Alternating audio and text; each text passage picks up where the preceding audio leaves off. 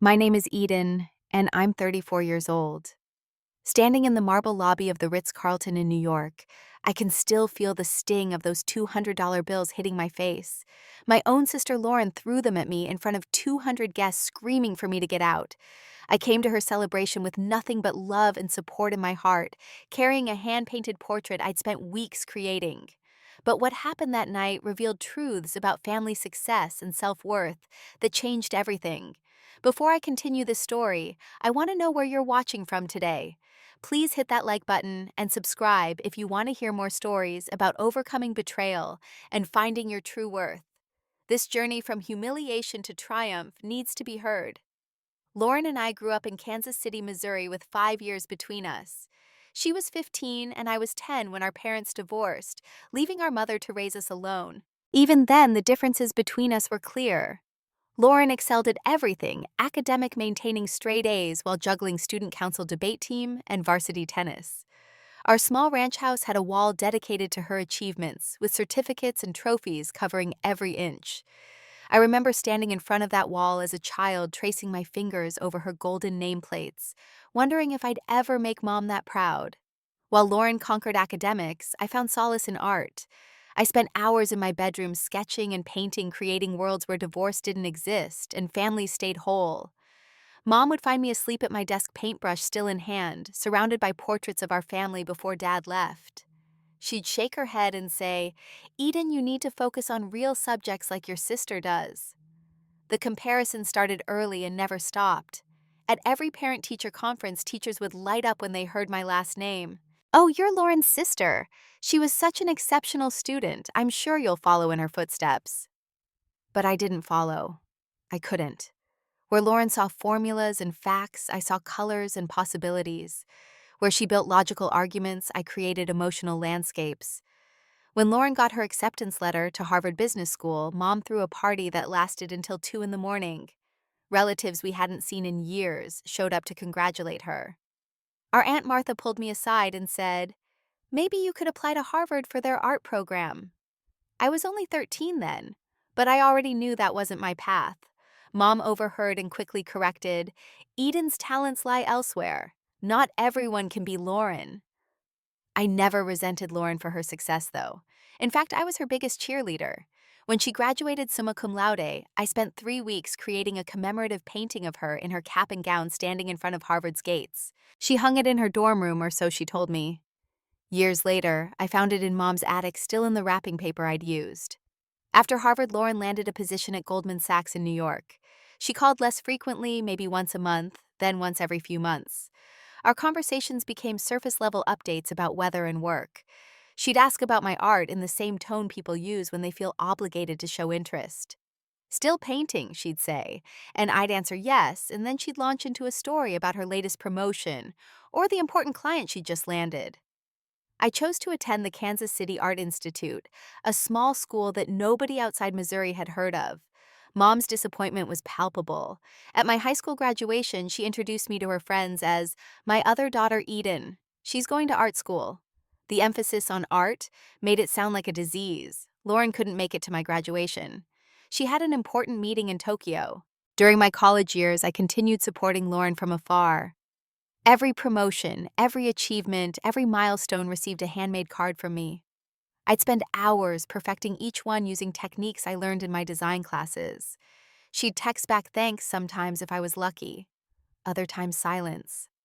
The real shift in our relationship happened 2 years after I graduated. I'd been working as a junior designer at a marketing firm in Kansas City, earning $35,000 a year and loving every minute of it. My coworkers appreciated my creativity, and I was building a portfolio I was proud of. Then the company went under during an economic downturn, leaving 40 of us unemployed overnight. I called Lauren that night needing my big sister. She was by then a vice president at her firm, earning well into six figures. I wasn't calling for money or even advice about finding a new job. I just needed someone to tell me it would be okay. Instead, I got a 15-minute lecture about how I should have chosen a more stable career path. "This is what happens when you pursue art, Eden," she said, her voice carrying that particular blend of condescension and fake concern she'd perfected. Maybe this is a sign you should consider something more practical. It's not too late to get an MBA. I hung up feeling worse than before I'd called. That night, I made a decision. If nobody believed in my talent, I'd have to believe in it myself. I took my severance pay, all $8,000 of it, and rented a tiny studio space in the Crossroads Arts District. Eden Designs was born out of necessity and spite. The first 6 months were brutal. I lived on ramen and hoped sleeping on a secondhand couch in my studio because I couldn't afford both rent for an apartment and the workspace. My first client was a local coffee shop that paid me $500 for a logo design. I treated that check like it was $5 million framing a copy on my wall. Slowly, through word of mouth and countless networking events where I nursed a single drink all night to save money, clients started finding me. A restaurant needed a menu redesign. A startup wanted business cards. A local boutique hired me for their entire visual identity. Each project built on the last, and my portfolio grew stronger. Lauren never once asked about my business. During our increasingly rare phone calls, she'd talk about her travels to London, Singapore, Hong Kong, always flying business class, always staying in five-star hotels. I'd listen and congratulate her while sitting in my studio eating my third peanut butter sandwich of the day. When Mom asked about me, Lauren would apparently say, "Oh, Eden's doing her little art thing." The turning point in my career came 18 months after I started Eden Designs. I was attending a design conference in Denver that I'd saved for months to afford. The registration fee alone was $800 more than my monthly food budget. But I knew I needed to network beyond Kansas City if I wanted to grow. On the second day of the conference, I literally ran into Marcus Thompson in the hotel lobby. My portfolio case burst open, sending my work sprawling across the marble floor. Most people would have walked around the mess, but Marcus stopped and helped me gather everything. As he picked up my brand identity project for a tech startup, he paused. "You did this?" he asked, studying the work with an intensity that made me nervous. "Yes, that's one of my recent projects," I replied, trying not to sound as desperate as I felt. Marcus turned out to be the CEO of a Silicon Valley startup called Neotech Solutions. They were about to launch a revolutionary project management software and needed a complete brand overhaul. He'd already interviewed 7 agencies, all charging upwards of $200,000 for the work. But something about my design aesthetic caught his attention. "There's an authenticity here," he said, flipping through more samples. "It's sophisticated but approachable, not trying too hard to be clever." He handed me his business card. "I'd like to discuss a project with you." 3 weeks later, I was on a plane to San Francisco, wearing the only business suit I owned, which I'd bought secondhand and had tailored to fit. The Neotech office was everything you'd expect from a Silicon Valley startup.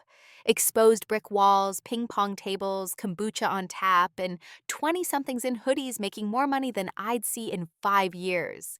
Marcus introduced me to his team of 12, all skeptical of the unknown designer from Kansas their CEO had discovered.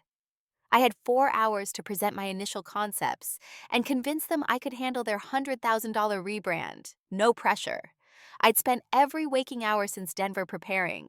My presentation included not just logos and color palettes, but a complete vision for their brand story.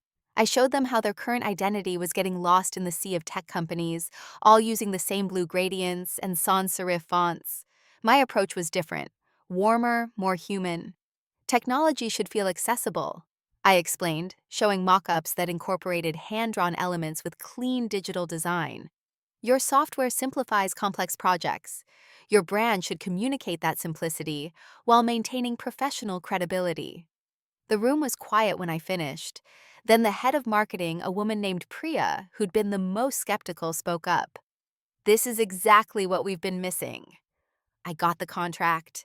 $50,000, the biggest check I'd ever seen with my name on it. But more importantly, completing that project successfully opened doors I didn't even know existed. Priya recommended me to 3 other companies. Marcus became not just a client, but a mentor, introducing me to his network. Within 6 months, I had to hire my first employee, then a second, then a third. Eden Designs moved from my tiny studio to a proper office space in the Power and Light District. We weren't a huge agency, but we were solid, respected, and growing. Meanwhile, Lauren's trajectory continued its meteoric rise. She left Goldman Sachs to become Chief Marketing Officer at a luxury beauty conglomerate called Luminous Brands. Her salary hit seven figures. She launched her own line of skincare products called Laurent. Yes, she named it after herself. Forbes featured her in their 40 under 40 list. Business Insider called her the future of luxury beauty. Mom called me one afternoon, breathless with excitement. "Did you see the Forbes article about your sister? I'm having it framed." "That's wonderful, Mom," I said while reviewing designs for a Fortune 500 company that had just hired us. "You should reach out to Lauren," Mom continued. "Maybe she could throw some work your way. I'm sure Luminous Brands needs design services." The suggestion stung more than I expected. Even after building my own successful business, I was still just Lauren's little sister, who might benefit from her charity. I didn't tell Mom that we'd just signed a $200,000 contract with a tech giant, or that I'd been invited to speak at next year's International Design Conference. Lauren and I hadn't spoken in 8 months when the invitation arrived. Not an email or a text, but an actual printed invitation on cardstock, so thick it could double as a weapon. The envelope was addressed by hand in perfect calligraphy. "You are cordially invited to celebrate the launch of Laurent Beauty and the 5th anniversary of Lauren Mitchell's appointment as CMO of Luminous Brands," it read. The party was at the Ritz-Carlton in Manhattan, black tie required, overnight accommodation included. My first instinct was to decline. Lauren and I were practically strangers now, and I had a major presentation the day after her party. But something made me RSVP yes. Maybe it was hope that success might have softened her, made her more open to actually knowing me as an adult rather than the little sister who chose art over ambition. Maybe I was just tired of the distance and wanted to try one more time. I decided to create something special for her, something that showed I saw and celebrated her success despite our differences. I spent 3 weeks painting her portrait using a technique I developed that blended traditional oils with modern geometric elements. It was some of my best work capturing not just her appearance, but the drive and determination that had taken her so far. The frame alone cost $600, but this was my sister, my only sister. I carefully wrapped it and made arrangements to hand carry it on the plane. I even bought a new dress for the occasion, a midnight blue cocktail dress that cost more than I usually spent on clothes in a year. If I was going to enter Lauren's world, I wanted to look like I belonged there. I also brought my portfolio stored digitally on my tablet. Lauren's invitation had mentioned she wanted me to meet some of her business associates. "Bring your little design samples," her assistant had written in the follow-up email. Ms. Mitchell thought some of her colleagues might find them amusing. Amusing. That word stuck in my throat. I arrived in New York a day early to prepare myself mentally for what I knew would be a challenging evening. The city hummed with an energy that Kansas City never had, all ambition and hustle, everyone moving like they were already late for their next big opportunity. I understood why Lauren loved it here. This city matched her frequency perfectly. The Ritz-Carlton's lobby took my breath away despite my determination not to be impressed. Everything gleamed from the marble floors to the crystal chandeliers that cast rainbow patterns across the walls. Uniformed staff moved with silent efficiency, and everyone in the lobby looked like they'd stepped out of a fashion magazine. I stood there with my carefully wrapped painting, feeling very much like Dorothy. After the tornado, definitely not in Kansas anymore. My room was on the 10th floor, which Lauren's assistant had described as modest but comfortable. It was bigger than my first studio apartment, with a view of Central Park and a bathroom that featured both a rainfall shower and a soaking tub. A welcome basket sat on the desk with a note, "Welcome to New York. Please be in the grand ballroom at 7 sharp. Business casual is not appropriate for this event. L." Even in her welcome note, Lauren couldn't resist a small jab. I hung my dress carefully in the closet and spent the rest of the day walking through Central Park trying to calm my nerves.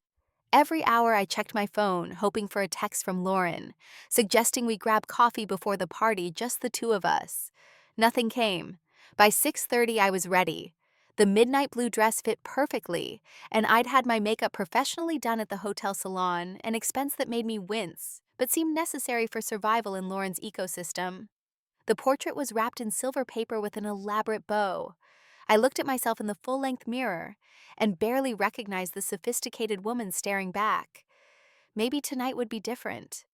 The grand ballroom was already packed when I arrived at 7:15, fashionably late, according to New York standards, but practically on time by normal human metrics.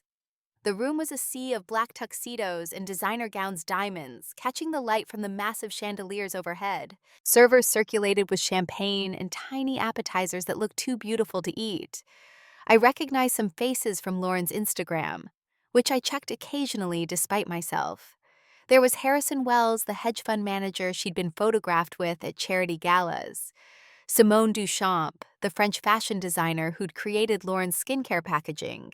Richard Kim, the celebrity dermatologist who'd endorsed her products. None of them recognized me, of course. Why would they? Lauren had never posted a single photo of us together, never mentioned having a sister in any of the interviews I'd read. I was a ghost at my own sister's celebration. I found a spot near the wall and nursed a glass of champagne, watching Lauren work the room. She was magnificent in a champagne-colored gown that probably cost more than my car, her hair pulled back in an elegant chignon that showed off the diamond earrings our grandmother had left her. She moved through the crowd like she was born to it, touching arms, air kissing cheeks, laughing at the right moments. "Excuse me, are you Eden?" I turned to find a woman about my age with kind eyes and a genuine smile. "Yes, I am. I'm Sophia Chen. We were in Professor Martinez's design theory class together at KCAI. I can't believe you're here." Relief flooded through me. A familiar face, someone who knew me as more than Lauren's disappointing sister. "Sophia, it's so good to see you. What brings you to New York?" "I work for Pentagram now, the design consultancy. But what are you doing here? This doesn't seem like your scene." Before I could answer, Lauren's voice rang out over the crowd. "Everyone, if I could have your attention, please." The room quieted immediately. Lauren stood on a small platform that had been set up at the front of the ballroom, looking every inch the successful executive. "Thank you all for coming tonight to celebrate this incredible milestone. 5 years ago, I took a leap of faith joining Luminous Brands. Today, Laurent Beauty is the fastest-growing luxury skincare line in North America." Applause filled the room. I clapped, too genuinely proud despite everything. Lauren continued her speech, thanking her team, her mentors, her investors. She talked about overcoming obstacles, about proving doubters wrong, about the importance of believing in your vision. It was a good speech, polished and inspiring. She never mentioned family. When she finished, the crowd dispersed back into smaller groups. I waited another hour before approaching her, watching for a break in the constant stream of well-wishers and business contacts. Finally, I saw my chance. "Lauren," I called out, walking toward her with the wrapped portrait. "Congratulations, everything looks beautiful." She turned, and for just a second I saw something flicker across her face. Annoyance. Disappointment. It was gone before I could identify it, replaced by her public smile. "Eden, you made it." "Of course I made it. I wouldn't miss your big night." I held out the portrait. "I brought you something." She took it without looking at it, passing it immediately to her assistant, who materialized from nowhere. "How thoughtful. Miranda, please put this with the other gifts." "Would you like to open it?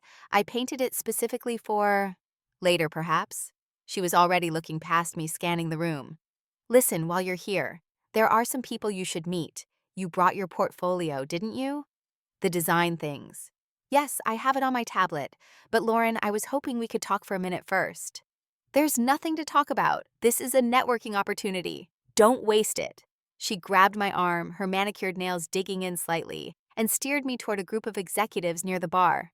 "Gentlemen, I'd like you to meet my little sister Eden. She does some design work in Kansas City. Small projects, local businesses, that sort of thing." The condescension in her voice was like ice water down my spine. The men smiled politely, but with clear disinterest, until one of them, an older gentleman with silver hair and kind eyes, extended his hand. "Robert Hartman," he said. "I run Hartman Media Group. What kind of design work do you do?" Before I could answer, Lauren laughed. "Oh, Eden makes logos and business cards. Very crafty. She went to art school." She said art school the way someone might say prison. "Actually," I said, finding my voice, "I run a full-service design agency. We just completed a major rebrand for Neotech Solutions, and we're currently working with several Fortune 500 companies on their visual identities." Robert's eyebrows rose. Neotech, I know Marcus Thompson. He's very particular about his brand. If you impressed him, you must be talented. She's being modest, Lauren interjected, though she couldn't have known whether I was or not. Eden's always been the creative one in the family. Show them your portfolio, Eden. I'm sure they'd find it entertaining. That word again. Entertaining. Like I was a child showing off finger paintings. But I pulled out my tablet anyway, my hands steady, despite the anger building in my chest. Robert genuinely seemed interested. And as I swiped through our recent projects, his interest grew. This is impressive work, he said, stopping on our campaign for a major tech company. The way you've balanced sophistication with approachability is exactly what we've been struggling to achieve with our own brand. Two other executives had moved closer, looking over Robert's shoulder. One of them, a younger man named Daniel, pulled out his phone. I'm sending this to our creative director. We've been looking for a fresh perspective on our upcoming rebrand. Lauren's smile tightened. Well, I'm not sure Eden's little company is equipped for that level of work. These projects require significant resources and experience with major corporations. Actually, I said, my voice stronger now. We just completed a $200,000 project for Technova, and we're in talks with 3 other Silicon Valley companies. We may be based in Kansas City, but our clients are global. 200,000.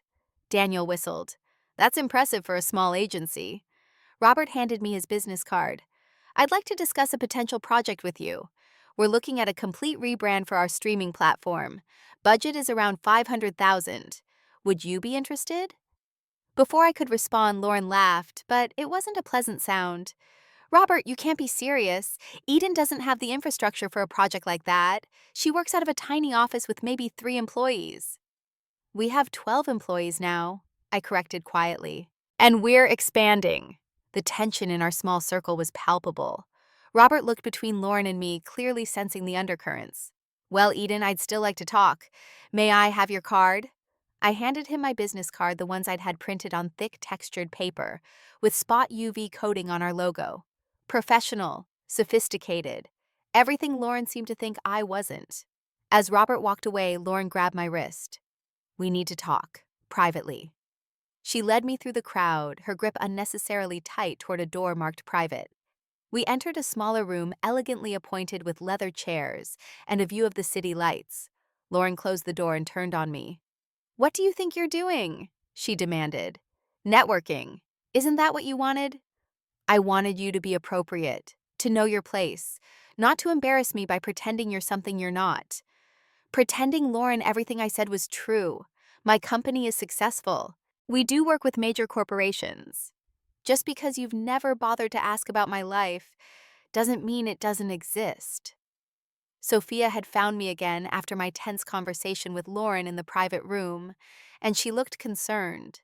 She pulled me aside to a quiet corner of the ballroom, away from the swirling crowd of Lauren's admirers. Eden, I need to tell you something, she said, her voice low and urgent. I've been working on some projects with people here, and your sister's name comes up sometimes. I tried to appear casual, though my stomach was already nodding. Oh, what do they say? Sophia glanced around nervously. This is awkward, but you should know. Lauren tells people you're struggling. She's created this whole narrative about how she's had to support you financially, how you can't seem to get your act together despite her help. The champagne in my stomach turned to acid. She says she gives me money. Not just money. She tells people she got you clients, that she paid for your studio space, that you'd be homeless without her. Sophia touched my arm gently. I knew it wasn't true the moment I saw your work in the design magazines. But these people here, they believe her. I thought back to all the times I'd struggled alone eating ramen for weeks, sleeping in my studio, never once asking Lauren for a penny. The anger that had been simmering all evening began to boil. Has she told anyone about my actual success, the awards, the major clients? Eden, she tells people you work at a print shop making copies. I only know the truth because I follow design news and saw the article about your Neotech project.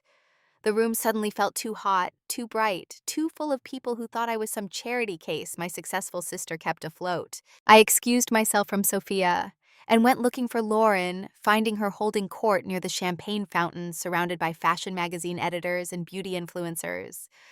Lauren, we need to talk, I said, not caring that I was interrupting. She turned with that practiced smile that never reached her eyes.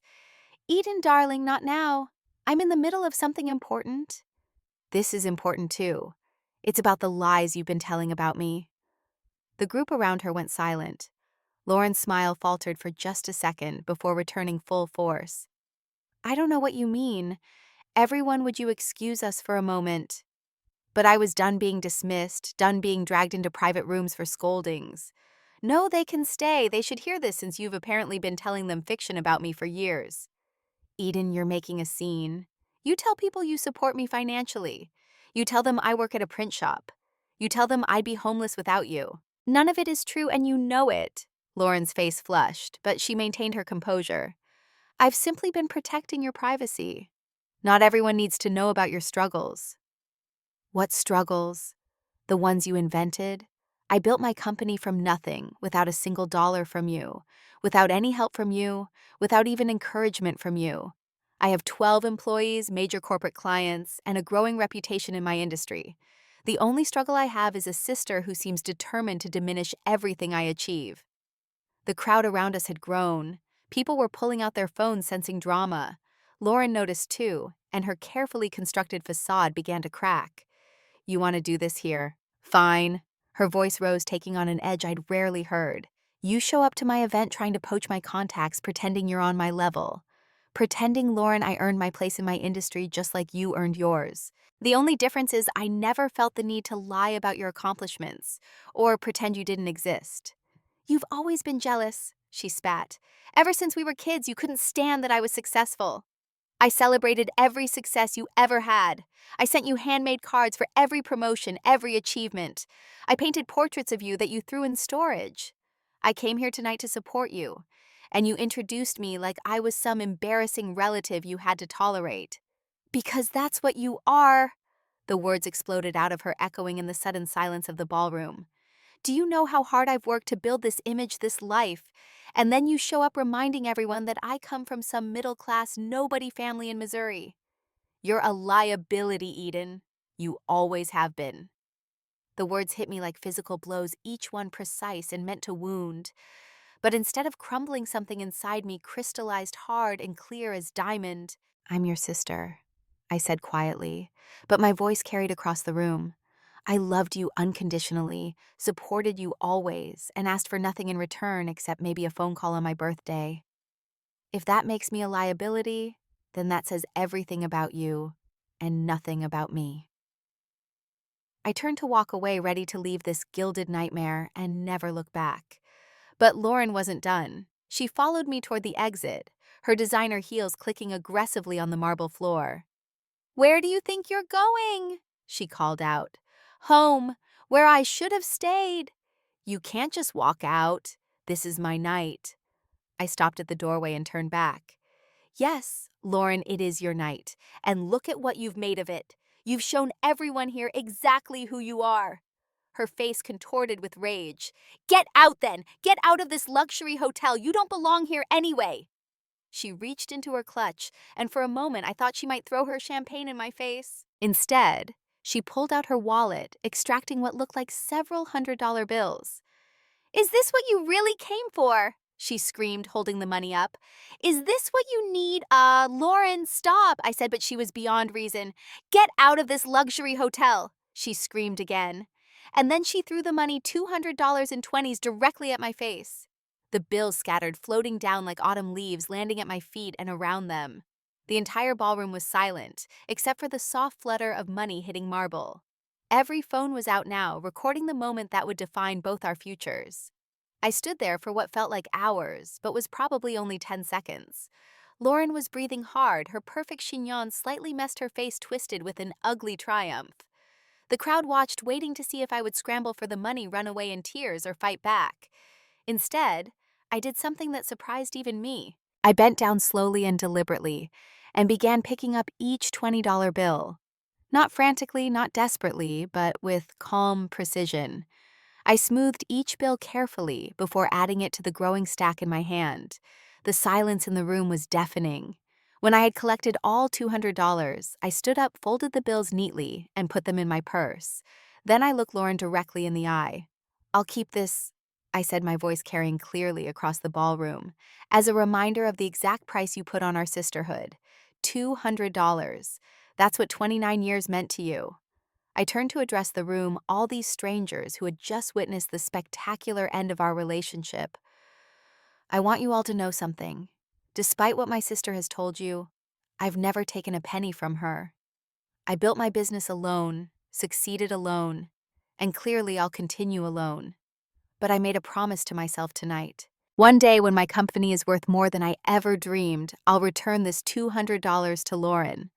I'll return it multiplied by 1,000 donated to charity in her name. Because success isn't measured by how much you have, but by how you treat the people who loved you before you had anything." I looked back at Lauren one last time. But the sister who threw money in my face, the one who was so ashamed of where she came from that she erased her own family. That's a loss no amount of money can ever buy back. Goodbye, Lauren. The aftermath of that night was immediate and brutal, but not in the way I expected. The video of Lauren throwing money at me went viral within hours. Someone had captured the entire exchange from her calling me a liability to my final words before leaving. By the time my flight landed in Kansas City the next morning, my phone had hundreds of messages. Marcus Thompson was one of the first to call. "Eden, I just saw what happened. Are you okay?" "I'm fine," I said, though I wasn't sure if that was true. The adrenaline had worn off, leaving me feeling hollow and shaky. "Listen, I know this is probably the last thing you want to think about right now, but Robert Hartman called me this morning. He wants to move forward with that streaming platform rebrand, and he specifically requested you. He said anyone who could handle themselves with that much grace under pressure is someone he wants on his team." Within a week, I had signed the contract with Hartman Media Group. $500,000, the largest project Eden Designs had ever taken on. Robert flew to Kansas City personally to sign the papers, taking me to lunch at a quiet restaurant downtown. "I need to be honest with you," he said over coffee. "What happened at that party was appalling, but your response showed me everything I needed to know about your character. You could have thrown that money back at her, caused a scene, given the gossip mills exactly what they wanted. Instead, you showed dignity and strength. That's the kind of person I want representing my brand." The project with Hartman opened more doors than I could have imagined. His endorsement carried weight in industries I'd never been able to crack before. Within 3 months, we had to hire 8 more people and move to a larger office space. I promoted my senior designer Janet to creative director and brought on a business development manager to handle the influx of inquiries. But success felt different now. Every achievement was tinged with the memory of that night, the sound of money hitting marble, the look on Lauren's face when she declared me a liability. I threw myself into work, arriving at the office before anyone else and leaving long after dark. My team started to worry. "You need to take a break," Janet said one evening, finding me still at my desk at 11 p.m. "When's the last time you went home before 9? "I'm fine. We have deadlines." "We have a team. You don't have to do everything yourself anymore." But I did. Or at least I felt like I did. Every success needed to be bigger, every client more prestigious, every project more impressive. I was building something, though I wasn't sure if it was a company or a fortress. 6 months after the party, Forbes reached out for an interview. They were doing a feature on emerging creative agencies, and Eden Designs had caught their attention. The writer asked about our origin story, our philosophy, our plans for expansion. Then inevitably, she asked about Lauren. "Your sister is Lauren Mitchell from Luminous Brands, correct? There was some controversy earlier this year." "My professional success has nothing to do with my family relationships," I said carefully. "Eden Design stands on its own merit." The article ran with the headline, "Eden Mitchell builds a design empire without family connections," which felt both accurate and like a knife twist. Lauren's name was mentioned once in passing with a note about our estrangement. The focus was entirely on our client list, our innovative approach, our plans to open offices in New York and Los Angeles. The morning the article published, Mom called. We'd barely spoken since the party. She'd seen the video like everyone else, and her response had been to suggest I apologize to Lauren for causing such a fuss. "I saw the Forbes article," she said without preamble. "Was it necessary to air family business in a national magazine?" "I didn't air anything, Mom. I specifically avoided talking about Lauren." Your avoidance speaks volumes. She's going through a difficult time, you know. That video damaged her reputation. She damaged her own reputation. There was a long pause. She's still your sister Eden. Is she?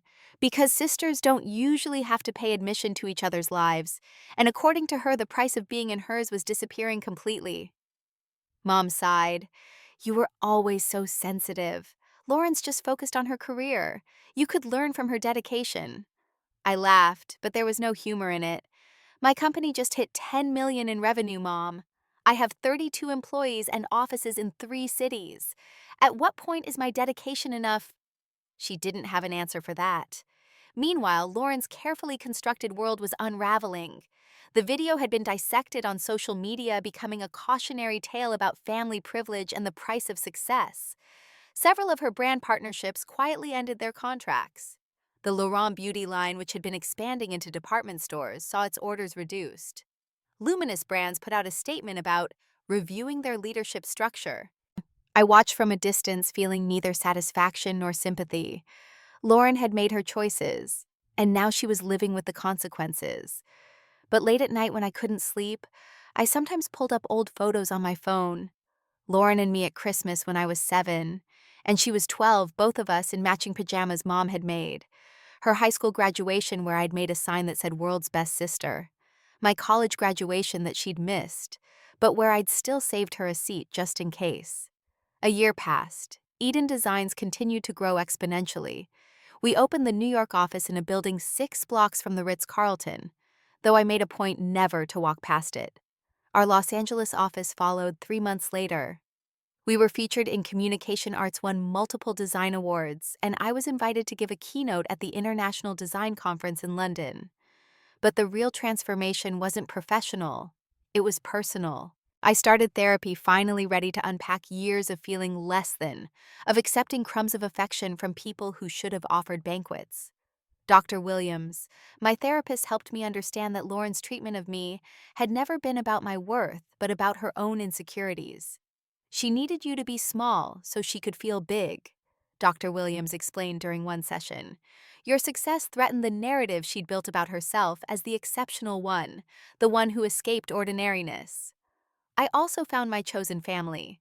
Marcus became not just a mentor, but a true friend. His wife Angela invited me to dinner regularly, refusing to let me spend holidays alone. My team at Eden Designs became more than employees. We celebrated wins together, supported each other through losses, and built something that was about more than profit margins and client lists.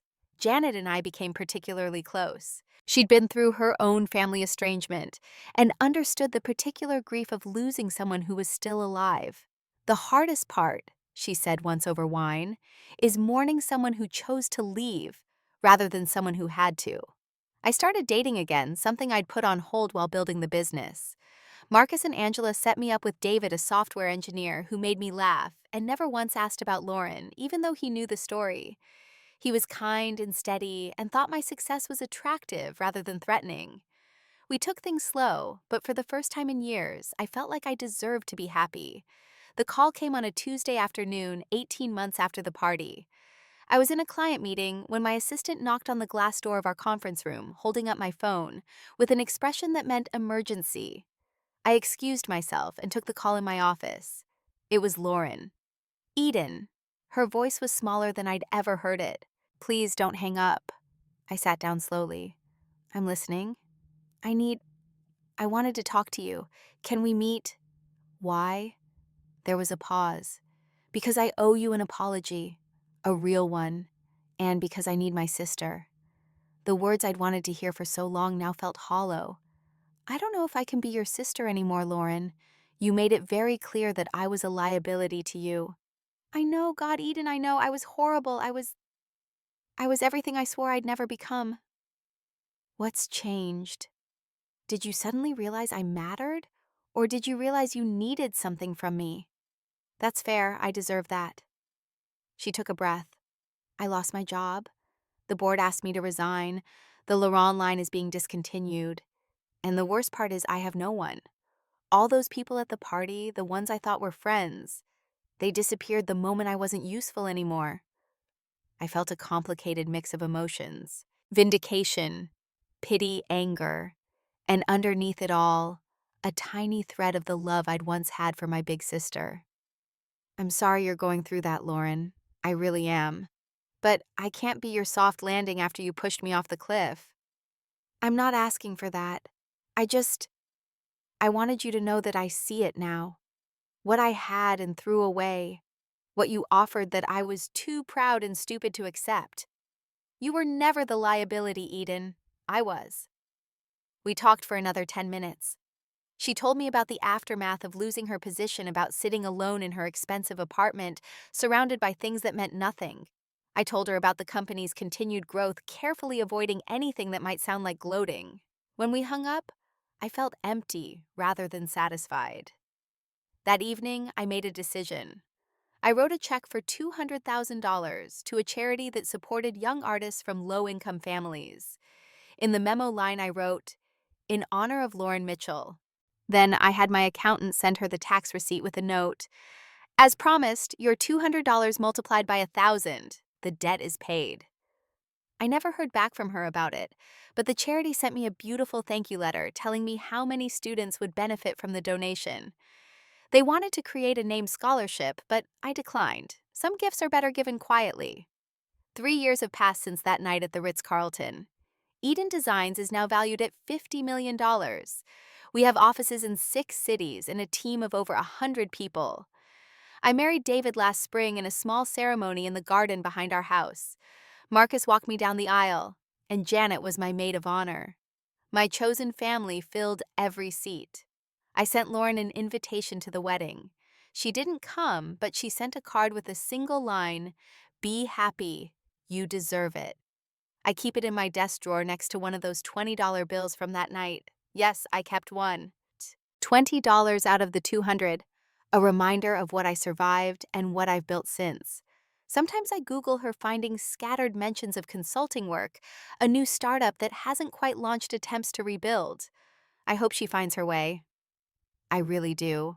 But it won't be with me holding her hand or cushioning her fall. Dr. Williams once asked me what I'd learned from everything that happened with Lauren.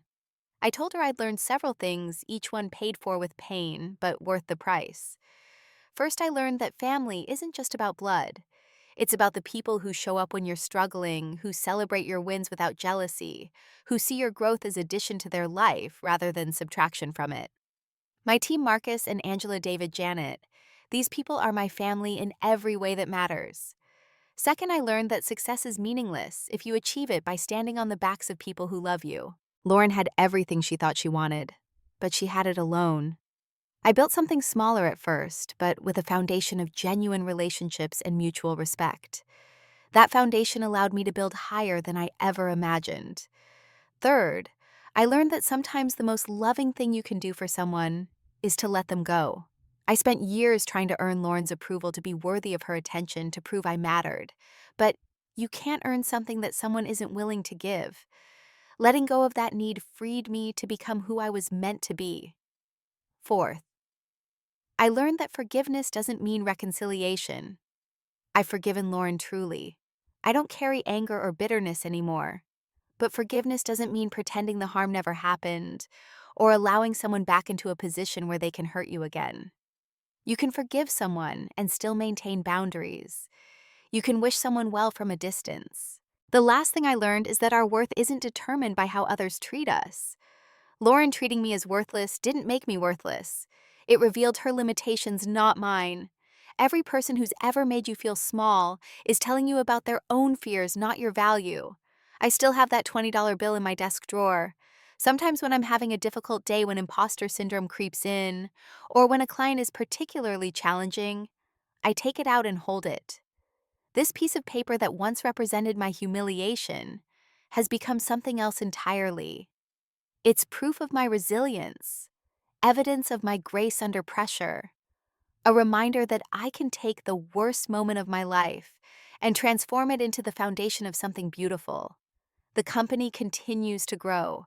We're expanding internationally now, with offices planned for London and Tokyo. I've been invited to teach a masterclass at Harvard Business School, the same place Lauren once walked like she owned the world. The irony isn't lost on me, but it doesn't bring me joy either. It just is. Mom and I have slowly rebuilt our relationship, though it will never be what I once hoped for. She's proud of my success now, sends me articles about the company, tells her friends about her successful daughter. She still mentions Lauren sometimes updates I didn't ask for, but don't refuse. Apparently, Lauren moved to Seattle starting fresh, where the scandal doesn't follow quite as closely. I hope she finds peace there. As for me, I found mine. Not in the success, though, that's nice. Not in the vindication, though, that felt good for a while. I found peace in building something real in choosing family, rather than accepting what I was given, in learning that my worth was never negotiable, never dependent on anyone else's recognition. That night at the Ritz-Carlton, Lauren screamed for me to get out of her luxury hotel. She thought she was banishing me from her world, excluding me from success and sophistication, and everything she thought mattered. What she actually did was free me from seeking approval that would never come from accepting less than I deserved, from making myself small so others could feel big. So thank you, Lauren. Thank you for those $200.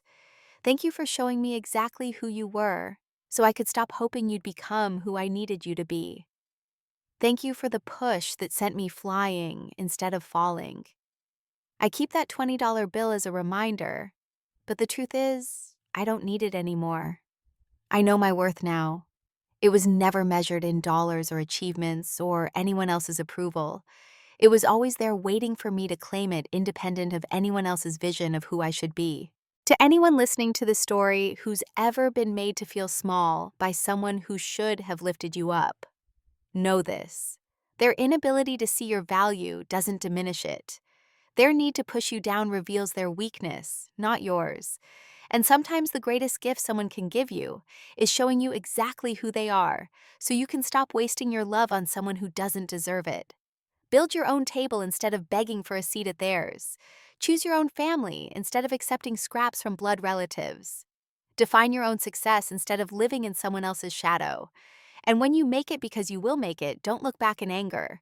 Look back with gratitude for the push that made you fly. That's my story. From humiliation to triumph, from rejection to self-discovery, from $200 thrown in my face to a $50 million company built on resilience and authenticity. Lauren gave me $200 that night, but what I gained was priceless myself. Before we end, I want to ask you something. Have you ever had someone in your life who made you feel like you weren't enough? How did you overcome it? Share your story in the comments below. Let's build a community of people who refuse to let others define their worth. If this story resonated with you, please like this video and subscribe to hear more stories of triumph over adversity. Share it with someone who needs to remember their worth today. Thank you for listening to my journey. Remember, you are not a liability. You are not too much or not enough. You are exactly who you're meant to be, and that person is magnificent.